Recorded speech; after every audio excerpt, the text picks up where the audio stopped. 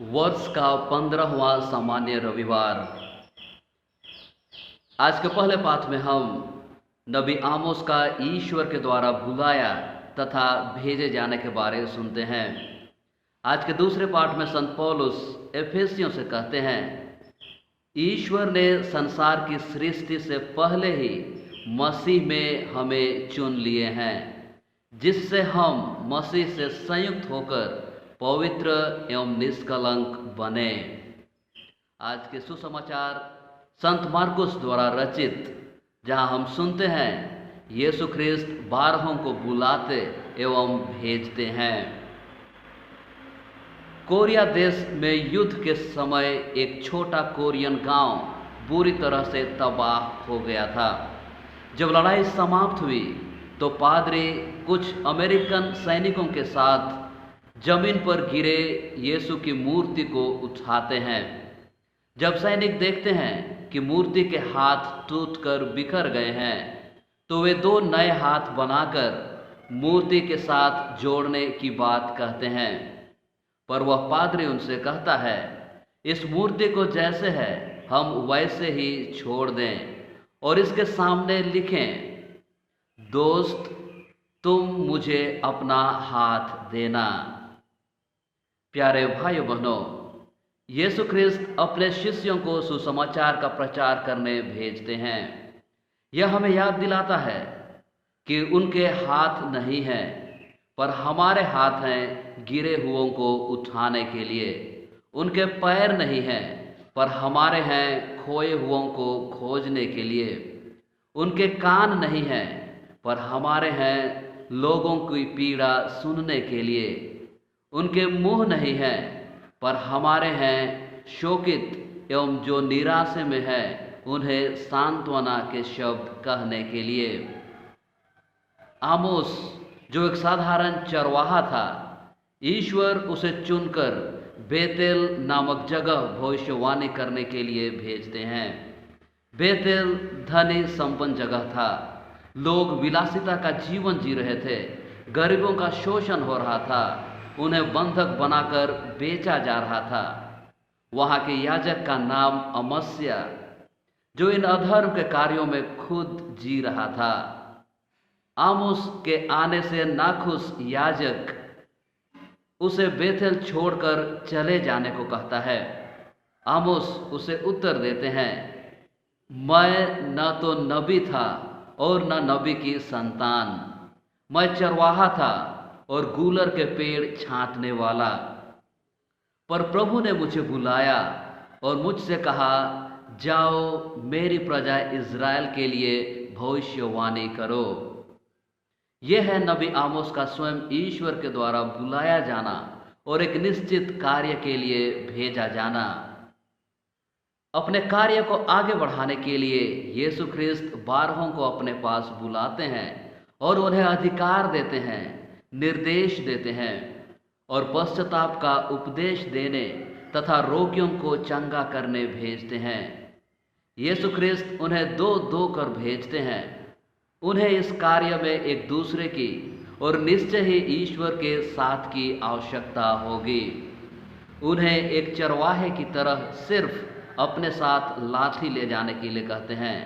अपने साथ ऐसा कोई भी चीज़ नहीं ले जाने के लिए कहते हैं जो उनके इस कार्य में बाधा पहुंचाए, जो उन्हें विचलित कर दे, प्रलोभन में डाल दे। उन्हें पाने और जमा करने की सोच से नहीं जाना है, परंतु जो उनके पास है उसे देने की सोच से जाना है। स्वागत न किए जाने पर यीशु उन्हें अपने पैरों के धूल झाड़ देने के लिए कहते हैं।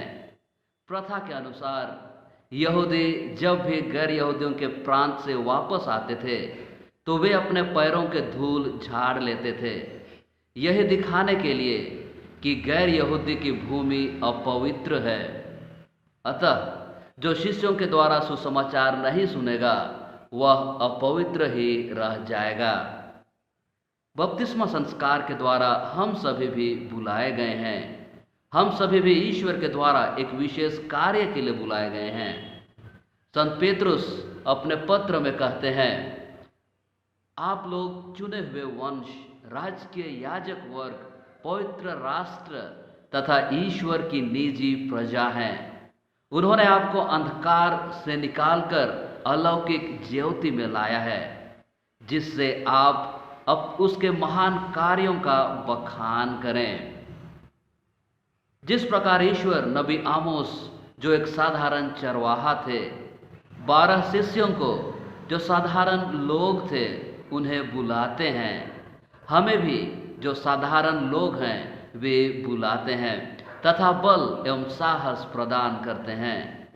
जो कार्य उन्हें दिए थे वही कार्य ईश्वर हमें भी देते हैं, और वो कार्य है ईश्वर के महान कार्यों का बखान करना।